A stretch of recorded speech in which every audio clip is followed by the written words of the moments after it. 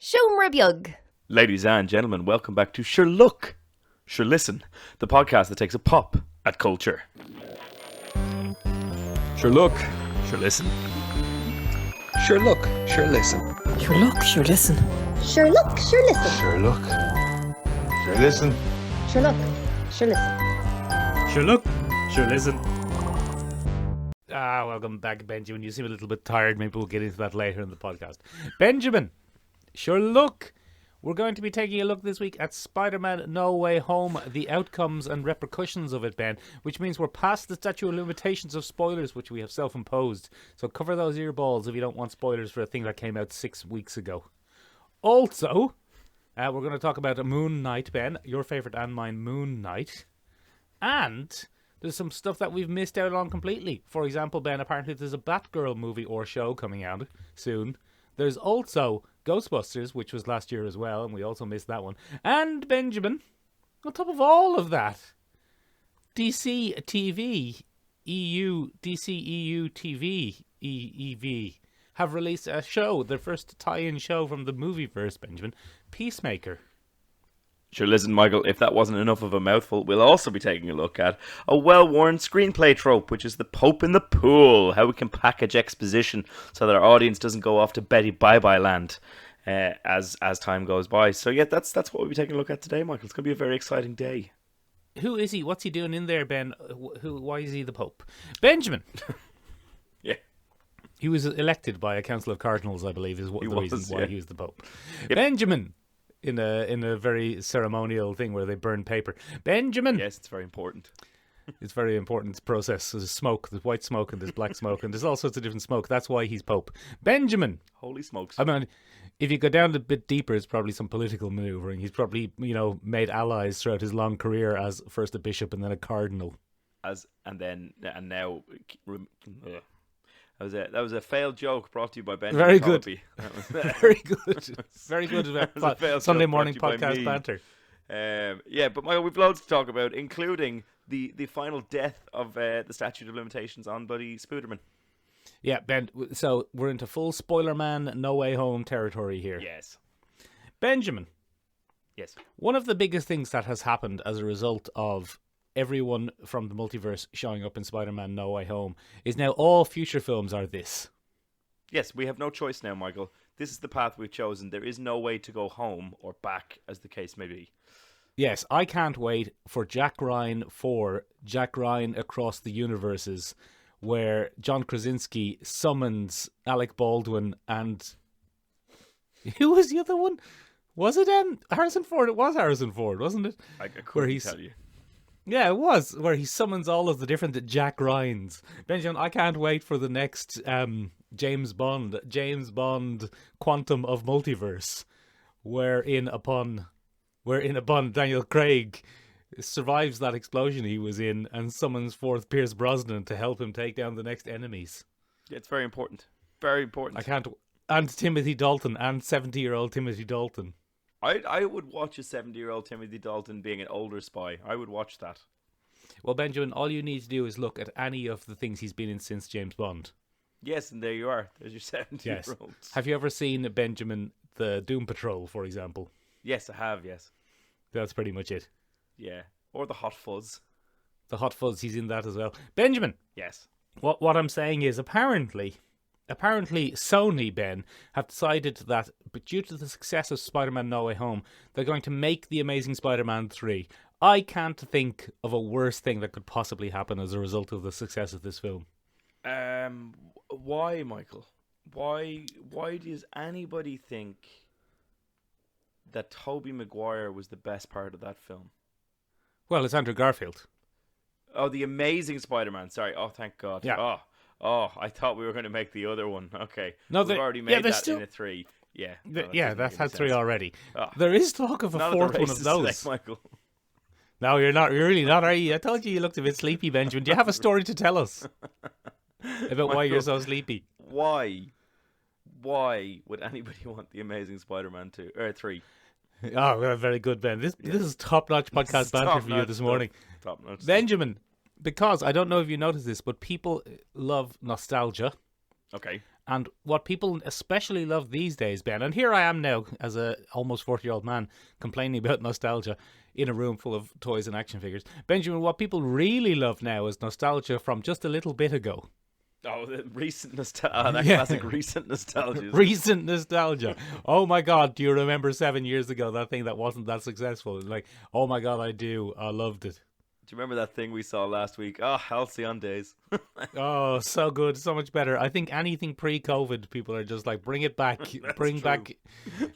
When we saw the Amazing Spider-Man 2, there was no COVID. It was an absolute pile of dog shit, but there was no COVID, so bring it back. Bring back the before times. Do it Bring now. back the before. Benjamin, I'm concerned about Doctor Strange and the Multiverse of Madness because, as you know, it has received multiple reshoots since the launch of Spider-Man No Way Home. Is that because it was supposed to come out first, but it didn't? Yeah, probably.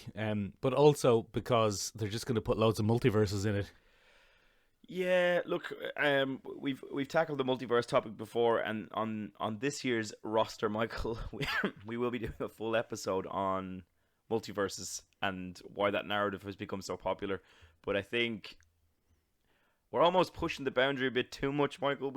We've looked at this in depth before, where the stakes kind of mean nothing to the previous films if you're just going to introduce a multiverse. They can do just about anything now, Ben. In the Marvel Cinematic Universe, there's multiverse, there's time travel, there's clones, there's dimensional vortexes. You can undo anything. Now, no one's dead anymore. Everyone's back. I think we need to come up with a kind of you suspend your disbelief when it comes to any form of fiction, and we believe that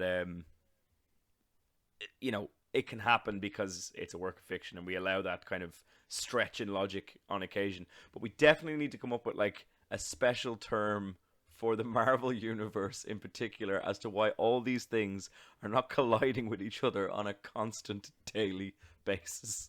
Yes, Like- universe go pew pew pew. Like, how can anybody get up in the morning and go for a cup of coffee in the Marvel universe without some kind of vigilante scuffle taking place down the street to the left, some kind of abomination being thrown through a window to the right, an extra-dimensional being tiptoeing into our universe just above their head? Like, I don't understand, Michael. Their coffee becoming sentient and saying, "Oh yes, Barry, drink me, you dirty morning boy." Voiced by Paul Bettany, who's not playing Vision, but Vision's extra-dimensional cousin that exists as nanites and has to build himself up through caffeine acquisition.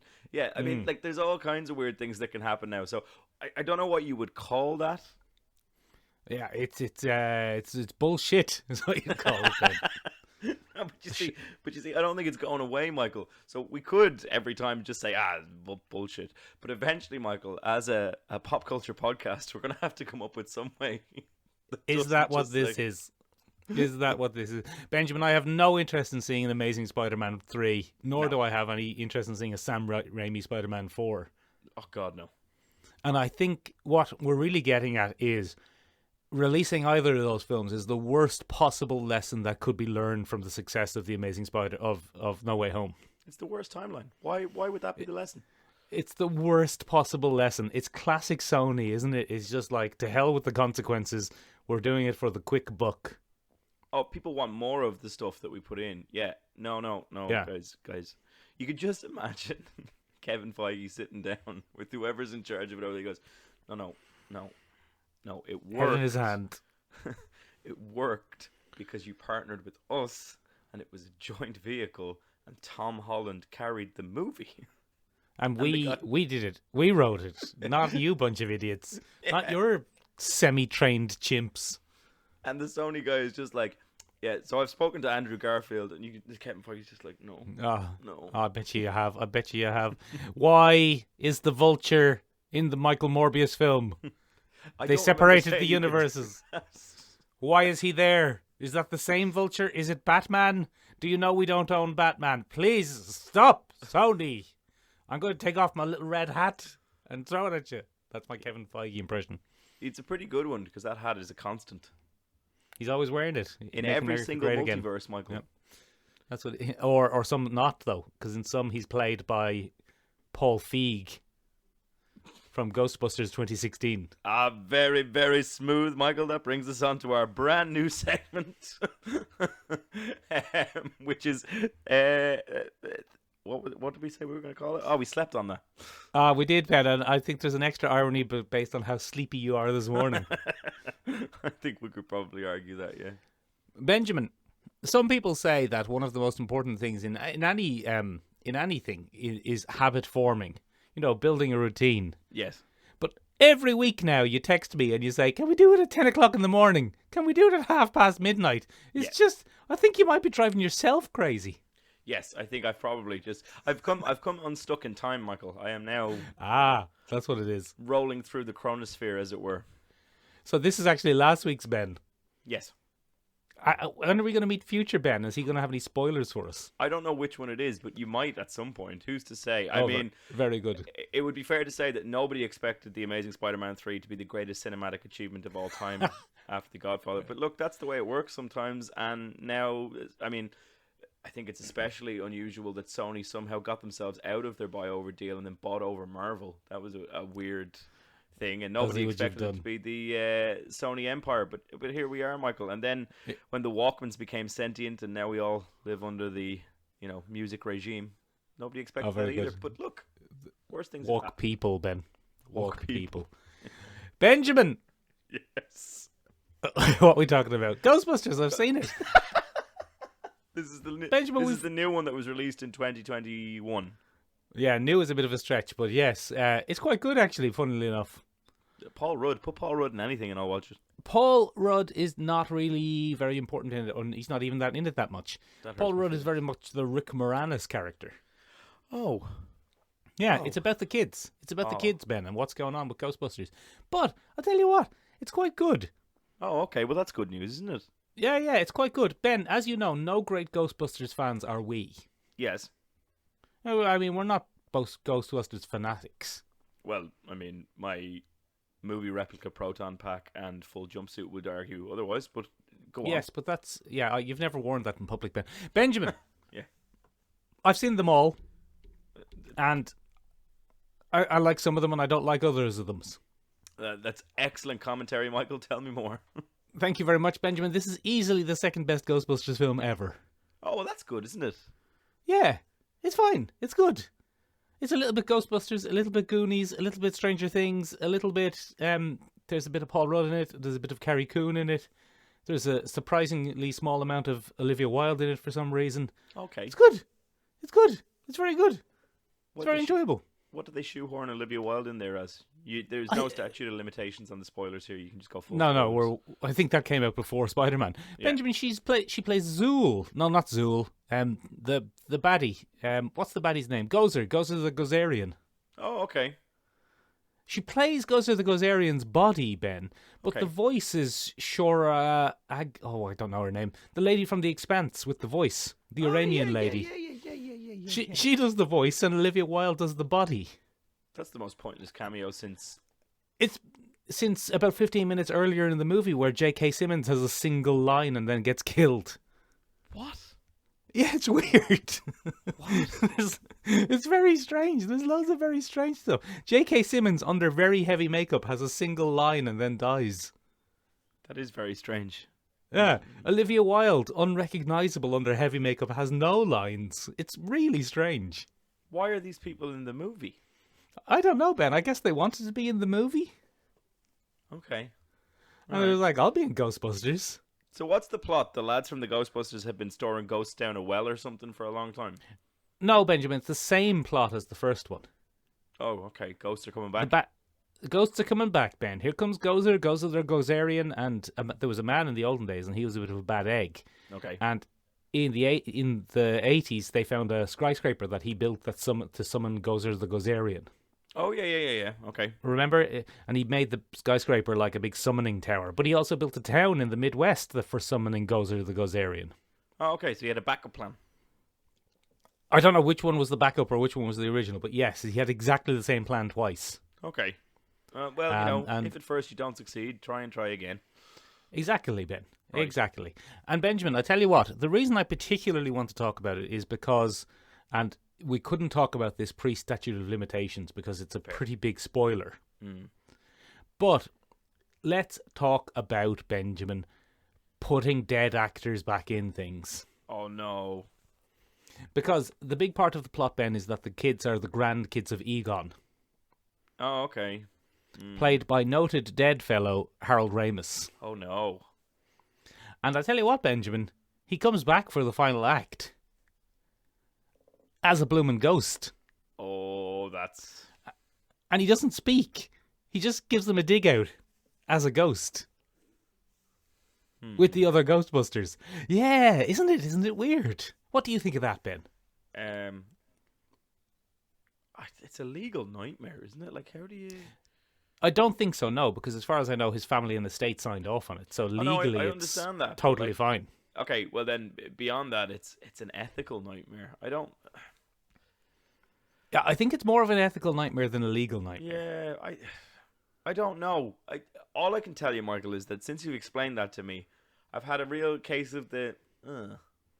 The icks, have you had a case of the Yeah, icks? as the kids would say today on the TikTok, it's given me the ick. Ben, imagine, for example, after you died, if I, as the inheritor of your estate, agreed for you to be in the next Ghostbusters film with your proton pack and your Ghostbusters suit on, but only the top half, the bottom half was nude. I feel it's a bit weird Like that- for you to speak about our private arrangement for after I die so publicly Well- when that was part of the NDA on signing that agreement. Yes, you can have my Benjamin. estate. Yes, you can have full control of my body image and rights. But for the love Yes. of God, Michael, we said we wouldn't talk about it on the podcast. And I just think it's... But Benjamin, Yes. it would be the easiest way to digitally render you because that is the single thing I have the most photographs of you in. That's very worrying. That's very worrying. We'll have to get into one of those big motion capture globe things that I see celebrities Exactly. in these days. So Benjamin, Yeah. it's pretty respectful Okay. Well, as far as it that's- goes. That's Because something. they have him come back as a ghost. They have him look like old Egon, not old Harold Ramis. What does old Egon look like? Well, Harold Ramis didn't go around his entire life looking like Egon. No, he didn't, I suppose. No, and it looks like they've digitally aged Egon rather than Harold Ramis, Oh, that's a step if you extra. if you will. Yeah.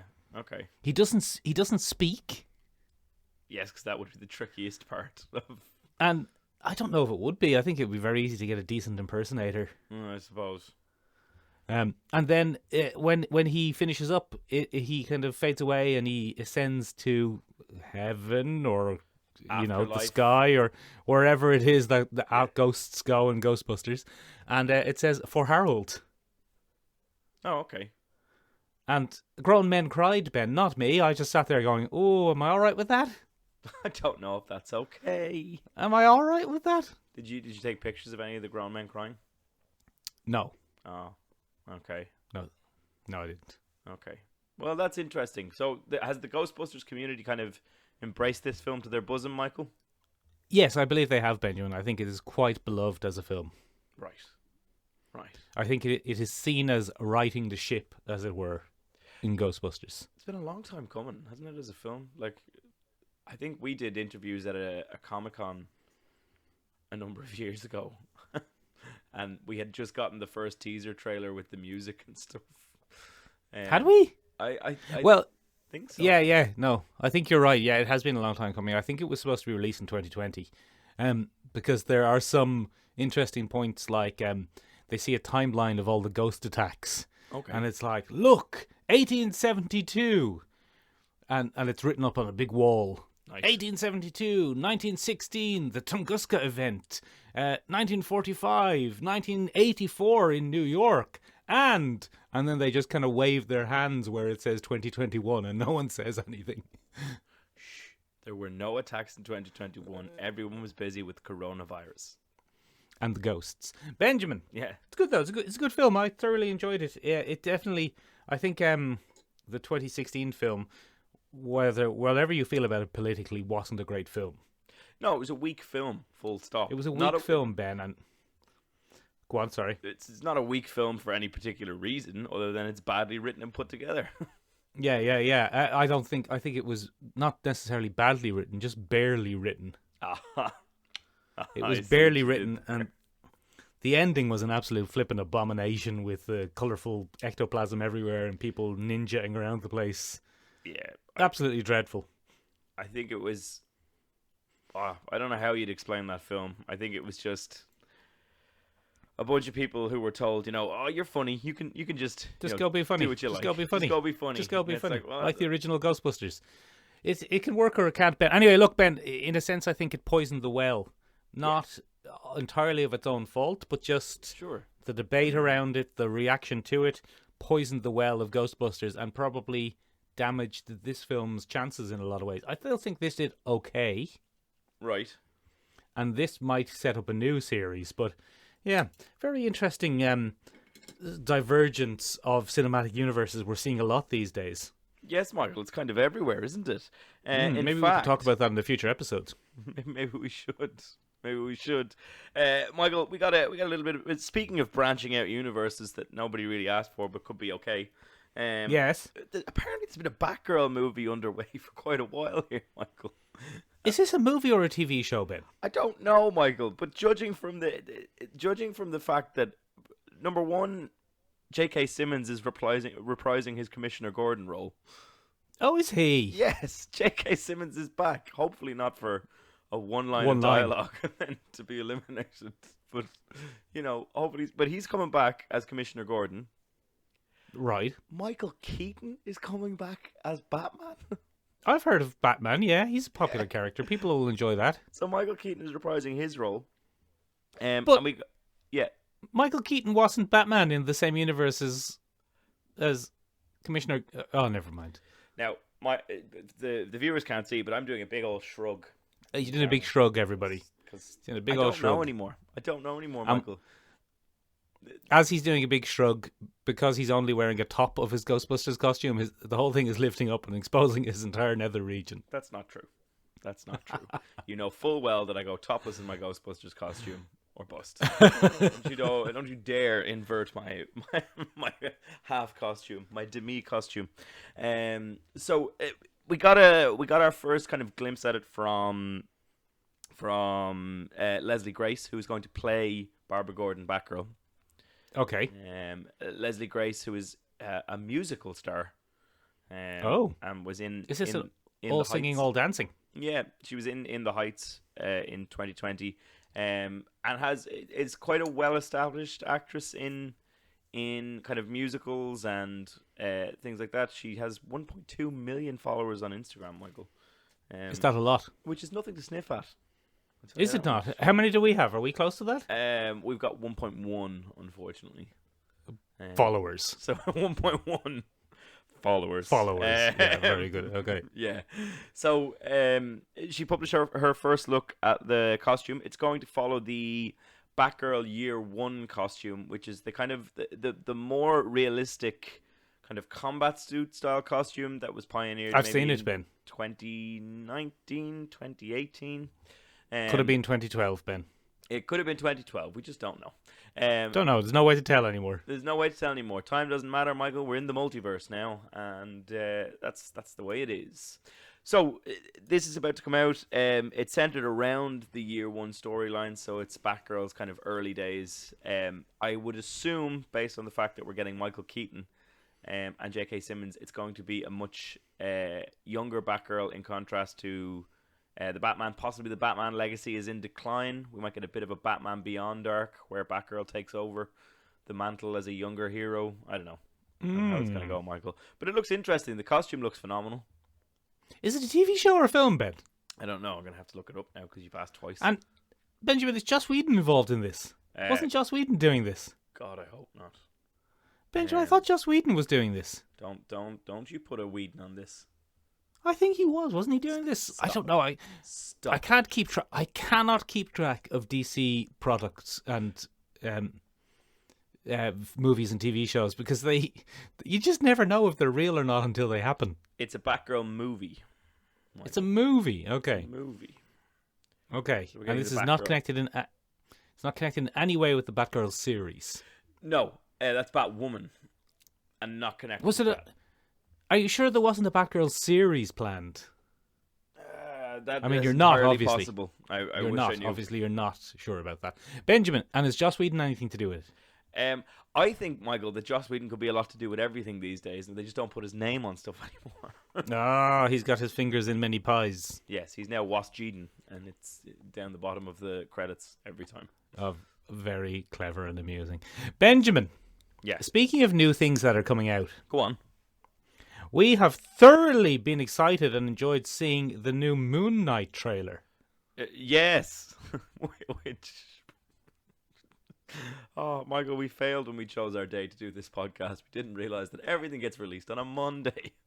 Everything always gets released on Monday, Ben, the same day as this podcast, and we record this on Sunday, sometimes in the morning, sometimes in the afternoon, sometimes in the evening. But Benjamin, it's always Sunday. Yes. And at Big Hollywood, Ben, they have it in for us. They just want to keep the the plucky indie podcast down, Michael. That's what they want. All we want to do is see the trailer for Moonknight, and I suppose, Ben, as probably the original biggest Moonknight fans on the internet, Yes. I think we can lay claim to that. Complain about it. Yeah, straight facts, Michael. They stole our idea. They stole our concept. They did. Yeah. They waited a ridiculous amount of time, 5+ years, to finally kind of hatchet job our original magnum opus, Michael.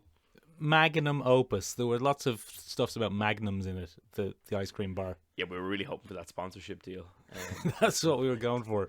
Yeah. Then Moon Knight throws a rock-solid frozen magnum at the Bushmaster and knocks him out. That was I at the believe, back was of the new mo- freezer, and your ma says it's fine, but you're like, Ma, it's been in the back of the freezer. It's all hard. She's like, it's just the same. There's no change. It's like, no, it's got freezer burn now. It's not as good. Been in the back of the freezer for 2 years, ma'am. She's like, it's a freezer. It's for freezing food. It's grand. It's ice cream. What's wrong with you? Look. Get a job and move out. Look, Ben, is it frozen? Yeah, Ma. Then it's a fucking ice cream. Eat it. It's an ice cream. Eat it. Stop complaining. So we give those to Moon Knight and he uses them as weapons. Yes. But anyway, yeah, the trailer's going to drop tomorrow, Michael. I can't really speculate because I haven't seen it yet. No, I haven't seen it either, Ben. Big Hollywood really has it in for us. Let's move on. Yeah. Michael, you've seen the new episodes of a show that we didn't really talk about much, but I have secretly been excited for and yet didn't watch for our pop culture podcast. Very good. Very clever. Benjamin, there's a show called Peacemaker. Yeah. And it's based on one of the main characters from the 2021's second best superhero film, the DC's The Suicide Squad. What was the first one? Spider-Man. Oh, yeah, no, that's fair.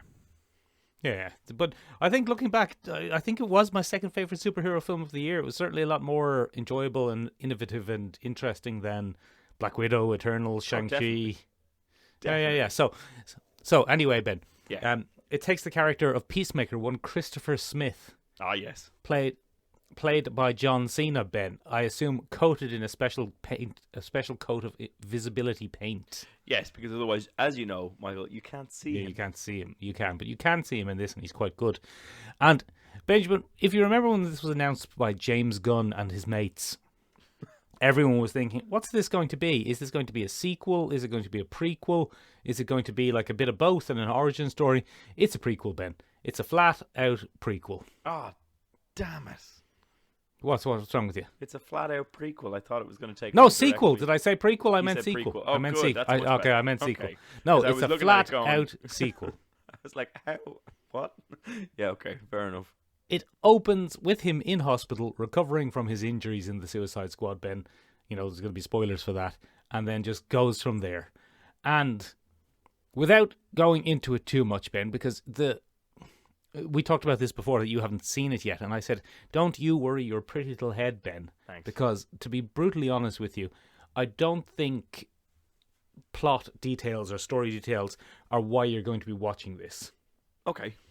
Long story short, Ben, Christopher Smith, the Peacemaker, gets drawn back into the world of Black Ops with some of his team from the movie Suicide Squad. Ah. Not the Suicide Squad themselves, Ben, the supporting characters. For example, John Economos. I really enjoyed the supporting characters of the Suicide Squad. They're back, Ben. Good. They're Good. back. They're all back. And some new ones. and Robert Patrick is in it. Who's Your Robert favourite Patrick? actor, and the Terminator T-1000, Robert Patrick. Oh yeah, the guy who sprints real good. Yeah. He's back in it. He's his dad. Did you know, Michael? Did you know? Right. Yes, and what this is it? This is apropos of nothing. Go on. Okay, but it's to do with What is Robert it? Patrick. Do you know that he trained so much in breathing control and sprinting that when it came to the shoot with the motorbike and Robert Patrick, he had to slow his run down because he had been in so much training that he was actually He kept catching catching the up motorbike. to the motorbike as he ran. Very good. I like to hear it. Yes. Very fast man. So it actually turned out that James Cameron had to take him to the side and he'd be like, "Look, your dedication is beyond question here. But I Just need slow your roll. I need you to slow down." How good did he feel? Because he was up Yeah. against Arnold Schwarzenegger loads, but I bet he looked at Arnold Schwarzenegger just once and went, "Did you hear that? Yeah. hear Let's that? see you out running a motorbike. You I'll big just lump. slow down." Anyway, sorry. Robert Patrick plays his dad. Yeah. And I'll tell you what, Ben. Oh my God, it's vulgar and gross. Oh my God, it's the swearing, the nudity, the language, the content. It's gross and horrible. It's a real James Gunn thing. It must be pre-MCU James Gunn then. Oh yeah. Well, it's not pre-MCU James Gunn. It's James Gunn without having to do a family-friendly filter. Yeah, I suppose. Yeah. So because it's And an it- HBO series, Michael. At the end of the day, isn't it? It's a HBO Max series, Ben, so I Yeah. had to pop over to that America to watch it, which is, a very big inconvenience. When are they going to give us a fucking convenient way of doing it? I'm running out of airplane fare. I know, it's so expensive, Benjamin. Yeah. Benjamin, so he's drawn back into the world of black ops espionage, Ah, yes. and by virtue of there's a thing going on and they need some help to sort it out, or do they? What is going on? It's quite complex. Okay. But it's very James Gunn. It's very weird people doing weird stuff. Some of the not the tone. You've seen the film Super, haven't you? With Rain and With Rainn Wilson, I think is his name. I can never get his name, but yeah, absolutely. At the time, Ellen Page. Yes, Elliot Page. Yes, Yes, Elliot Page. That's the name. retrospective Apologies. Elliot Page. Yes. And I tell you what, there are hints of that in it, of superheroes being just awful people Okay. and just the worst vigilante shitheads you can possibly imagine. There's a character called Vigilante, and he's just the worst vigilante shithead ever. He's given off a real Deadpool vibe. There's he's a real sack of shit, Peacemaker, Ben. He presents this outward shell of being super confident and capable, but he hates himself, he hates his job, he hates everything. Oh, it's great, Ben. It's great. John Cena's a revelation in it. He'll take any excuse to take his clothes off. Yeah, absolutely. Why wouldn't you? He looks like John Cena. He looks like John Cena, almost entirely invisible. And the special effects are good, Ben. Oh, What I would say about it is, I have enjoyed this more as its own thing than any Marvel Disney Plus series. And Benjamin, I'm a bloody Hawkeye stan. yeah, yeah, that's true. But I enjoyed this more so far than Hawkeye. Now it's only 3 episodes in. We've only been allowed 3. Now. We've only been allowed 3. We've only been allowed 3 episodes. But this really looks and feels connected to the movie that it's come off of. Okay. It doesn't feel like... Remember in the olden days, Ben, they used to have a semi-popular movie or even a popular movie, and then they'd make a TV show, and they'd take the name and maybe some of the supporting cast, but they'd recast all of the main stars, and they would change the premise enough to make it cheaper to do. Yeah, because they couldn't pay for that cast.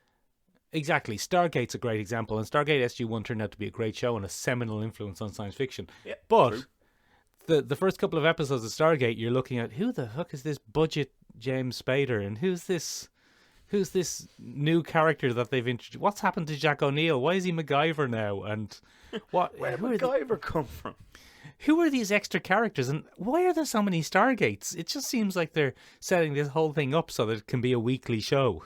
Yes. And, and I have to say, some of the Disney shows had that feel to them a little bit of, here's one or two of the big stars and a load of the, Filler.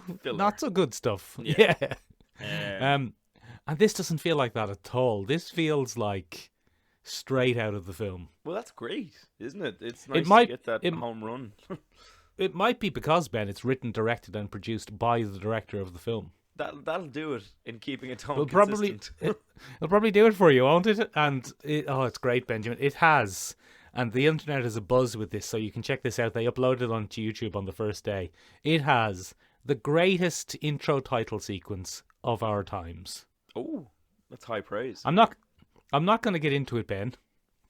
I think listeners should just go and search YouTube. If they haven't seen it yet, they should just go and search YouTube for Peacemaker intro.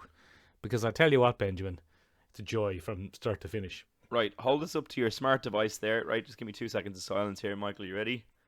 All right, yep. Okay, Google, Peacemaker intro. Very good. You've done it for everyone, There Ben. you go. So you can just hold that up there now to your Unless that smart this device. is playing from your smart device, then you're scuppered. In which case, I've activated it by mistake.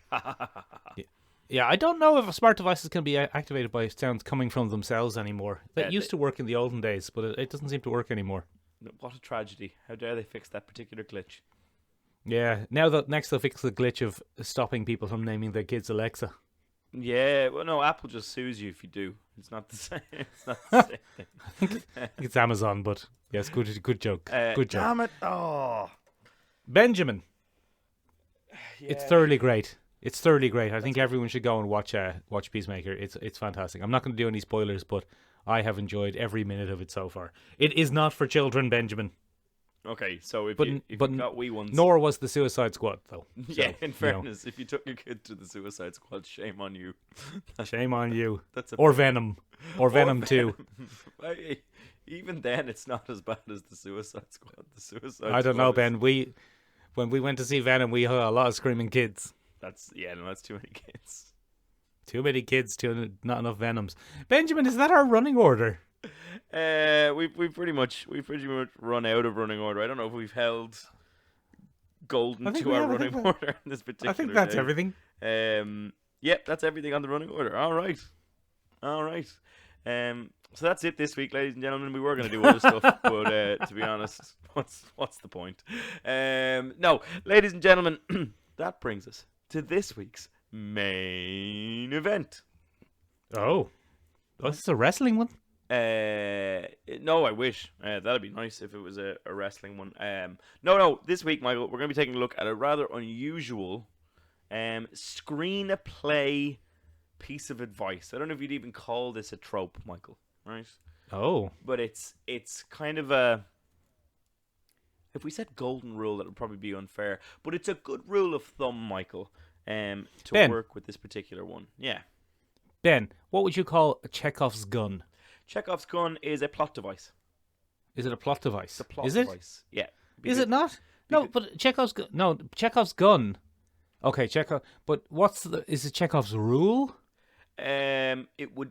I don't know if it'd be Chekhov. Oh, it's a good question. Tell the listeners what it is, Ben. Chekhov's gun is the principle that if you show a gun on the table in the first act of your play, that gun has to go off by the third act. And you just said principle there, so is this a principle? Oh, for the love of God, we've gotten into semantics. The one thing I said I'd never do on this podcast, Michael, was academic semantics.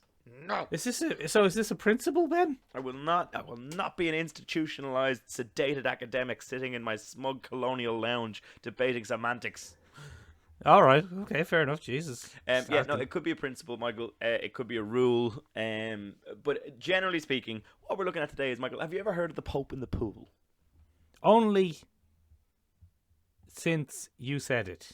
All right, that's fair enough. Just now. Just now. Fair enough, Michael. So the Pope in the pool is a piece of Did you say advice. the pole in the pool? No, not a pole in the pool. No, it's not that. Hello, my name is Maciek. I'm here to use your swimming pool. I think we may have just jumped the shark on this podcast. I think we've just hit the limit. Okay. very No, good. The Pope in the Pool, Michael, is a piece of screenwriting advice, I suppose, or a good rule of thumb for screenwriting. And it was first written about in a book called Save the Cat. Oh. Have you ever heard of this book? No, it sounds like Save the Dog. It's probably not dissimilar to that, Michael. But Save the Cat is kind of a screenwriting bible, if you will, in screenwriter circles. And what it is a book by a guy called Blake Schneider. And it was Okay. released in the 80s sometime. But American singer-songwriter Blake Shelton. yes, Blake Shelton, who actually had a really, really excellent career as a screenwriter for years. He wrote Speed Oh, and Speed did 2. he?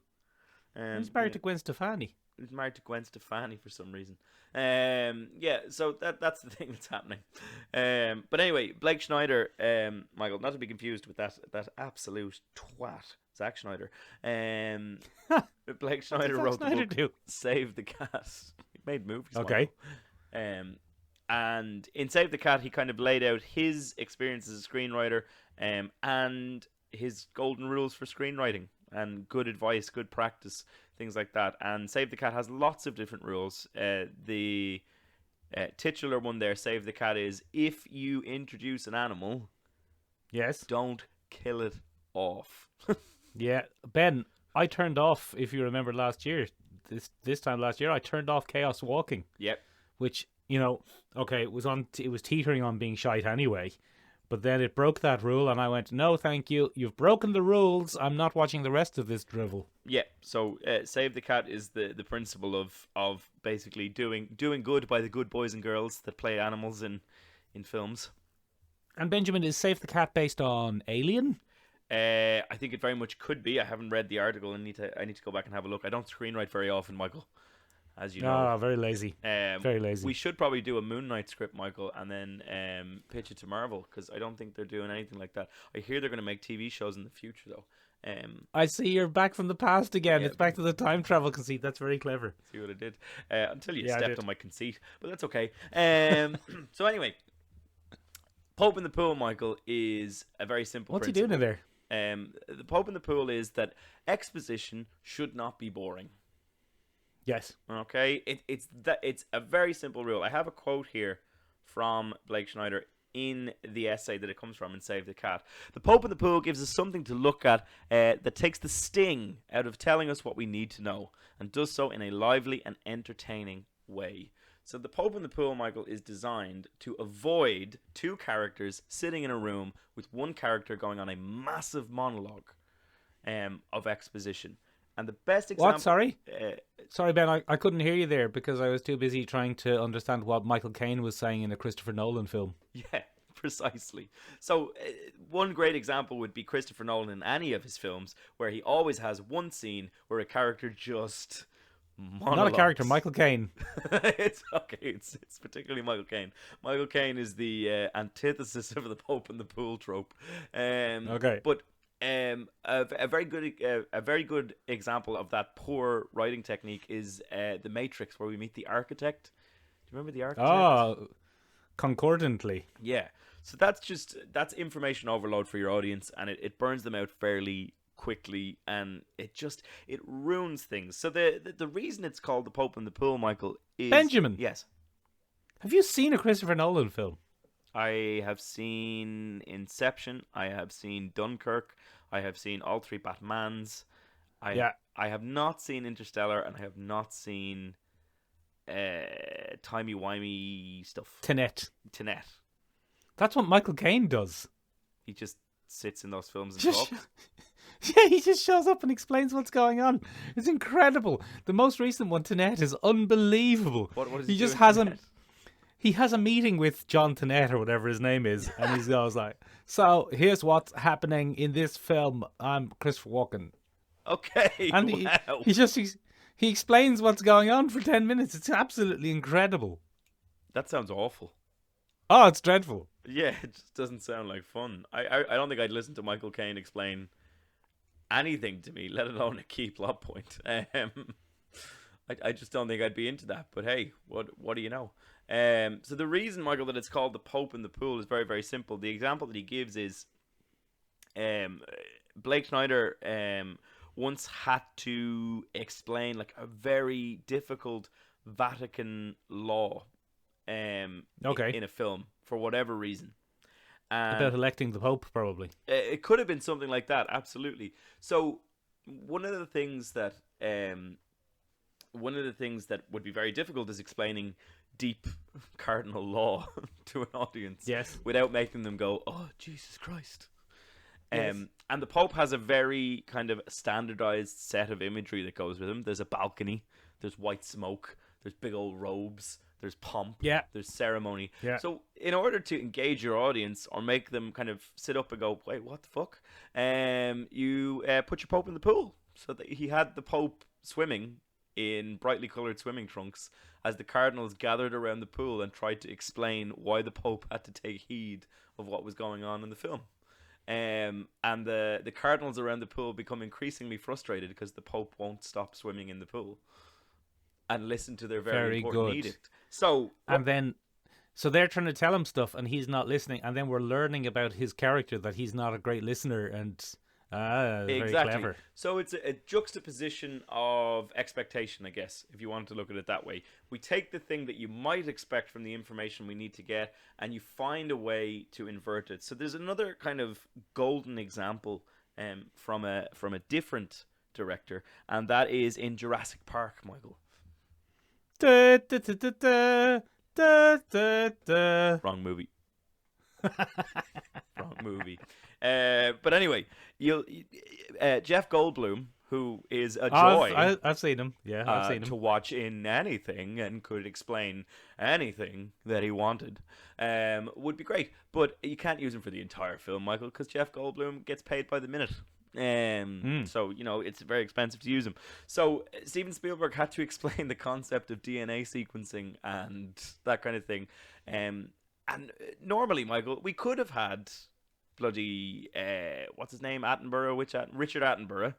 Richard Attenborough, yeah. Sit there and give it the welly, or Yeah. we could have a bizarre retro cartoon like Mr. DNA. Oh, that's what I'd prefer. Yeah, who explains the concept to us in kind of a brief, entertaining way that sticks with the audience. So this kind of thing, Michael, is very important. It's a bizarre visual moment that kind of jars with the rest of the film, and yet is brief enough not to cause a complete kind of detachment from the narrative. I get it. And stimulating enough that the information actually goes in. That particular one, Mr. DNA, has been copied to infinity and beyond, Michael, since that day. So we saw an example of, we would have seen another example of that with Miss Minute in Loki more recently. Miss Minute was the same thing. Miss Minute was the same concept. So it's a Pope in the pool moment where the visual expectation is, the visual narrative is kind of subverted a little bit, given a new coat of paint, as it were, and made to stick in the audience's mind. And Miss Minute turned out to be nothing more as well, interestingly, because if you remember, there were a lot of conspiracy theories about Miss Minute, but she wasn't really. She was just a bit of an expositionary tool. The thing both of those things have in common, Ben, is they are situations in real life where exposition is delivered, but not called exposition, just called information. Yes, it's just info. It's just information. That's and I think people are more understanding of it in situations where your character is in a situation where it's likely they will come across something like that. Yeah, absolutely. And then we're like, oh yeah, I've watched an infographic video, or I've watched a bloody training video. I get this. Yeah. And then sometimes to make that work, you can contrive a way to get your character somewhere. How many films have we seen where a character ends up in a museum? Yeah. And the museum has a hologram, or Captain America goes and learns what happened to his colleagues. Yep, not his through colleagues, a his quick little compatriots. montage in the museum. In the museum, and he's standing in the museum and is going, Steve Rogers and his howling commandos were the... Yeah. And you could present that information by Nick Fury going, look, Cap, they're all dead. Yes. But it wouldn't carry the same weight. But that's an interesting one, because Steve Rogers didn't have to go to that museum. So that was a very clever choice of, like Loki in that new place. of course Loki needs to be told what's going on. Yeah. Loki needs to be told as much as we need to be told. Yes, so it serves a dual purpose in that particular case. But with Captain America, he needs to be told, but not for the plot to go forward. He needs to be told so he can have an emotional reaction. Yeah. Because we actually already know. Yep. So that's one of the more important uses of the Pope in the Pool, especially, I suppose, when Blake Schneider was kind of outlining these conceits. A concept as complex as the MCU, from a screenwriting perspective, wasn't heard of.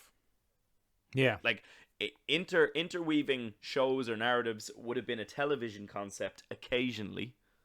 But the idea of a giant cinematic universe where your audience has pre-existing knowledge before they go in, outside of what characters understand, is a completely different concept. So the Pope in the Pool in the MCU is essential because it's a way of repackaging information so that characters can catch up without putting your audience to sleep.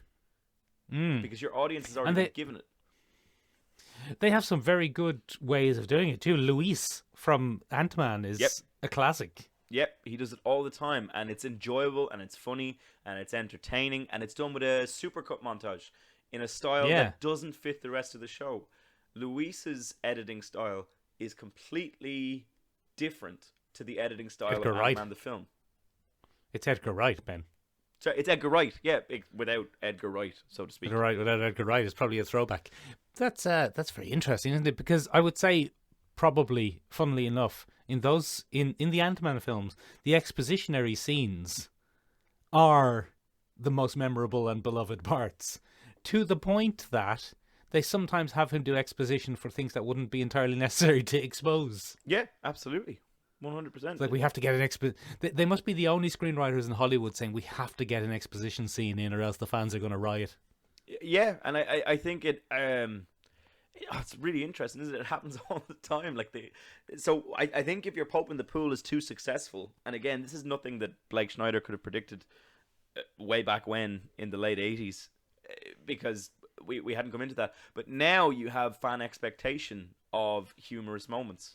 So you've to and if it goes well, that becomes a calling card of the film. One of the very few criticisms of Endgame and Infinity War was that there wasn't a Luis recap between the two films, which is bizarre, but very strange.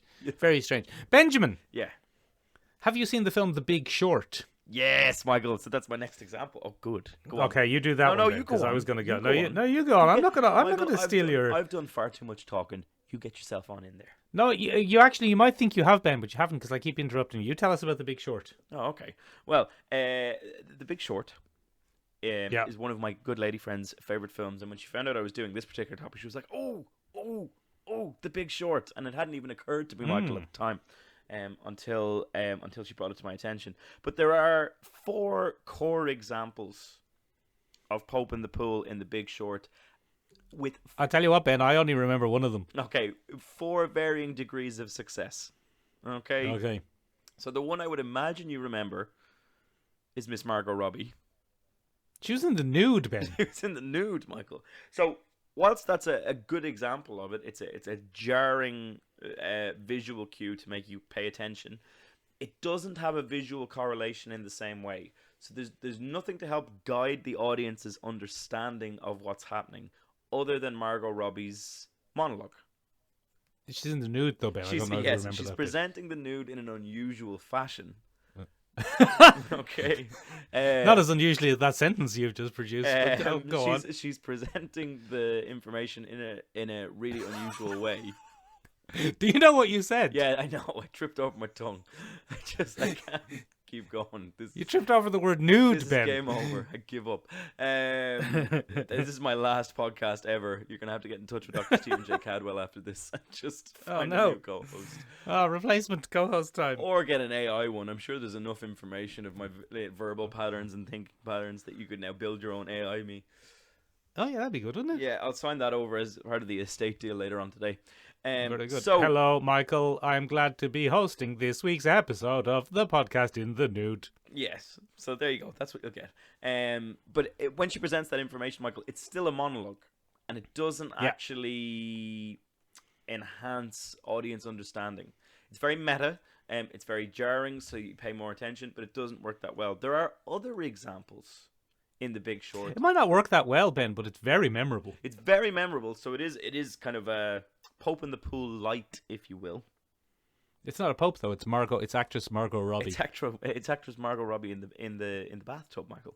in the jacuzzi. But there are two other celebrity cameos and one instance of Jenga that serve as a much better example of Pope in the Pool. So Ryan Gosling presents the financial crisis in the form of Jenga at a certain point in the film, and I remember watching that film and going, "What the fuck?" Like, no one would carry around a Jenga thing purely for the point of presentation, but that's not the point. The point is it serves as a perfect visual representation of the information that Ryan Gosling is monologuing about, and we get a better understanding of the complex concept he's outlining thanks to the Jenga block. Oh, thanks, Ryan Gosling. Yeah, and it happens two more times. One example is with Anthony Bourdain, The famous chef. the famous chef, Michael, who sadly passed away. But at the time, Michael, he was making soup out of fish that he didn't sell in his restaurant. Mm-hmm. And while he's making soup, he's talking about banks repackaging bad loans and selling them on. Very clever. So in this case, what we have is a direct visual representation of what is being talked about by Anthony Bourdain. Again, it's jarring because Anthony Bourdain's not in the film, and he's playing Anthony Bourdain as Anthony Bourdain in an explanation scene, but it works in this case because we have visual representation alongside the concept being explained. And it happens one more time with Selena Gomez at the blackjack table, where she's explaining risk through blackjack as a game. So it does happen a lot in The Big Short. I would say that Adam McKay is a bit of a savant when it comes to the old Pope in the Pool, Michael. He enjoys it a lot. The thing about those is, though, they are very much outside the narrative.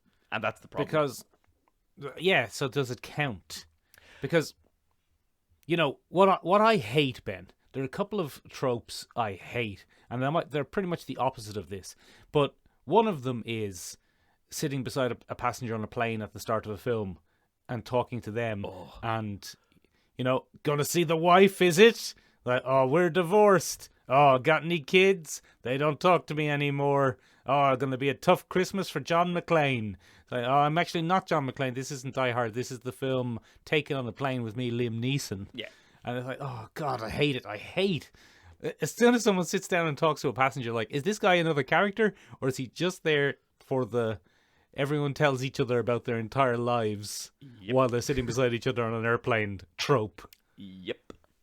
No use. It's a dull trope. It doesn't enhance the experience of understanding that information. It doesn't really give audiences a strong background to anything. There's no real visual investment. There's a whole bunch of ways it can go horribly wrong. Now, this is a debate I also had with my good lady friend, where she said, yeah, but it's very meta.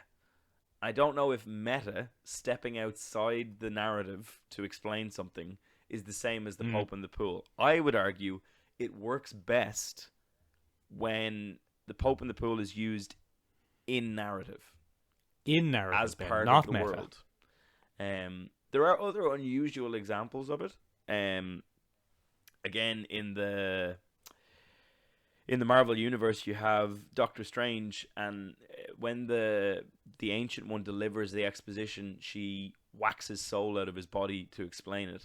And so we get like visual jumping through time stuff. Another great example would be the Hulk explaining a little bit of what's happened in the meantime in the diner as superhero Hulk, and the kids come up and ask for his autograph. Yeah. So again, it plays with visual expectation in the way that that's not where the Hulk should be. Number one. Number two, he shouldn't be able to speak. Number three, kids shouldn't be coming up to the Hulk for his autograph. There are a couple of things like that that cause that to be the case. Video games have found interesting new ways to do this as well, Michael. Go on. So, it taking its cue from Mr. DNA and Miss Minute in Loki and Jurassic Park, we have. Have you ever played Fallout? I have indeed, Ben. Yeah. So the little retro icon guy, The Pip Boy. what's his name? The Pip Boy. Pip Boy. Yeah. So Pip Well, Boy. that's the thing on your arm. Pip Boy is kind of an interesting. That's the thing on your arm, Ben. It's the thing on your arm with the little Yeah. fella and With the little man on it, yeah. Yeah. So video games have had to find the more kind of advanced video games have become, Yes. the more they find new and creative ways to fill in exposition. So it used to be that you'd go up to an NPC in a game and you'd Yes. say, hi, and they go, hi, have you been up the mountain lately? Oh, things are getting dark and stormy up there. I sure wouldn't go up that way until I had a better weapon. And then you'd understand, oh, okay, I need a better weapon. Now, Well, Ben, to be honest, you probably wouldn't understand that. In the olden days, in the really olden days, in the 80s and 90s, you'd be lucky if a game was well designed enough that it... Well, you'd be lucky if a game held your hand enough to tell you that. Because you used to have to just figure it out from context or from clues. And one of the greatest modern reinterpretations of that, Ben, was Dark Souls. okay, The game go, Dark Souls. go on. Which gives you almost no exposition. None.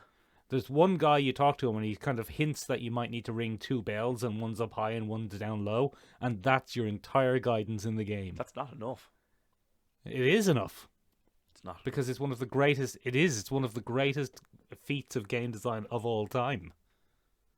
But anyway, go on. No, so just in general, I suppose depending on the type of game that you want to play, exposition is either essential or non-essential.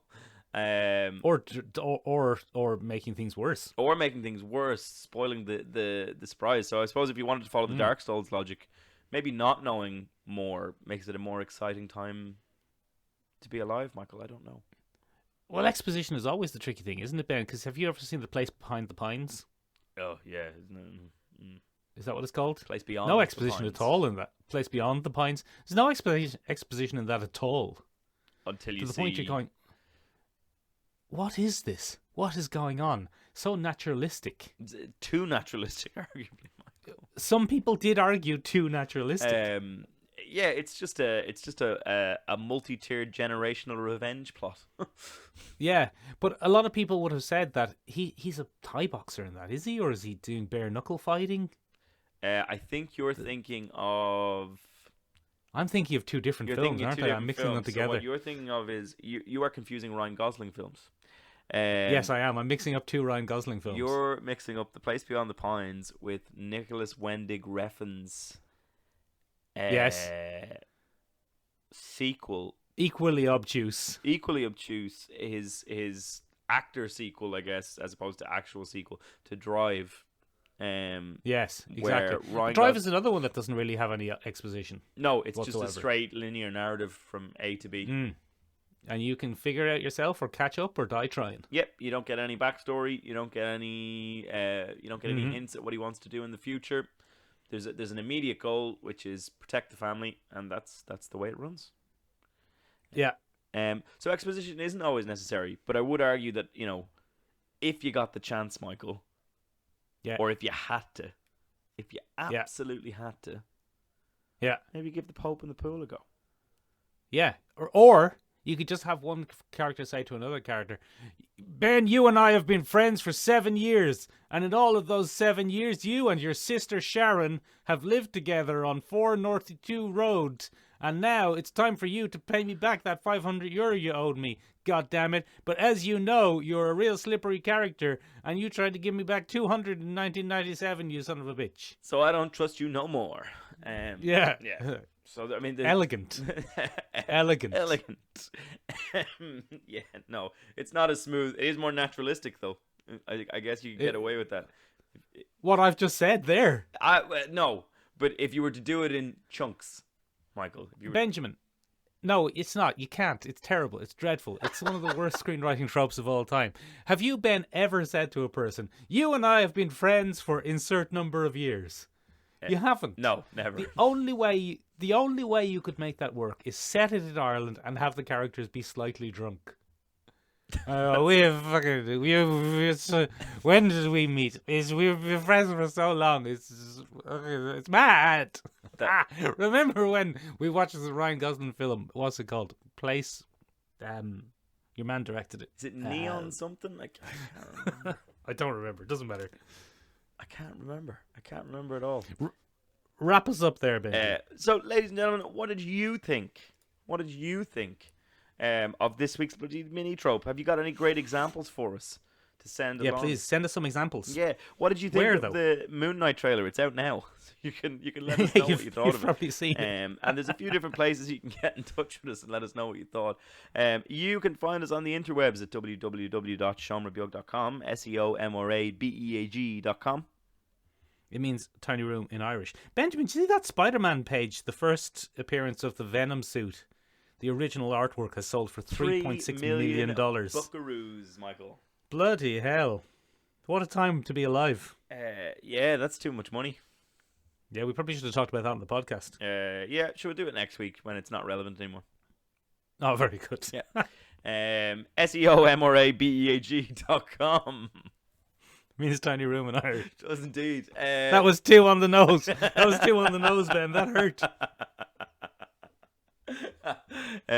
You can find us on Instagram at Sure Look, Sure Listen Podcast. Or listen in English. Ladies and gentlemen, those are all weak sauce. Okay, there's no way you're gonna get the kind of one-to-one witty banter experience you crave from those stale, one-sided information dump kind of methods. What you want to do is become part of an interactive community that talks about these topics all the time, in depth and with a bit of joy and banter. So get up on that Discord, baby. Hop up on it, Ben. The link, as they say, is in the description. Yes, it is indeed. Ladies and gentlemen, you can join us in a week's time, where we'll be doing another episode of Exhumed. But this week we'll be taking a look at Escape from New York with Snake Plissken. Oh, very exciting. Yeah, so we're going to be looking at the merits of that. So if it's one of your favourite films or one of your least favourite films, get in touch with us and let us know why. Oh, very good. Snake Plissken. Yes, right. I'm off to go take a dip in the pool while some advisors tell me what's wrong with the podcast. Very clever. What a good ending. Okay, goodbye. See you next week. Benjamin, we've known each other for 7 years and you've never once been late for a podcast. That's not true.